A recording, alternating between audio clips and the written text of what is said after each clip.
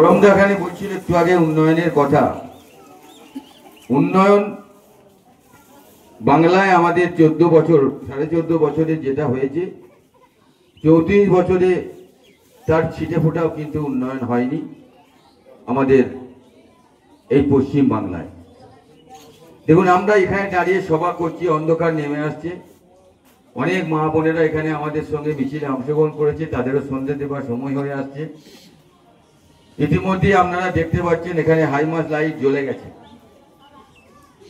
এটা মমতা বন্দ্যোপাধ্যায়ের উন্নয়ন, এটা কিন্তু চোখে দেখা যায়।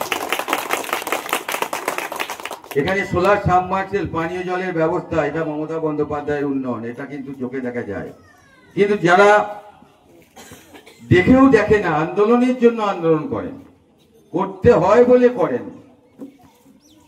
তাদেরকে আমি ধন্যবাদ কৃতজ্ঞতা জানাচ্ছি। আপনারা বলগুনা দেবগ্রাম এর মানুষ এবং এই এলাকায় ব্লকের প্রতিটা জায়গায় কোণে কোণে পানীয় জল, চকচকে লাইট, ড্রেন, রাস্তা থেকে শুরু করে মমতা বন্দ্যোপাধ্যায়ের প্রায় 68টা প্রকল্প গ্রহণ করছেন।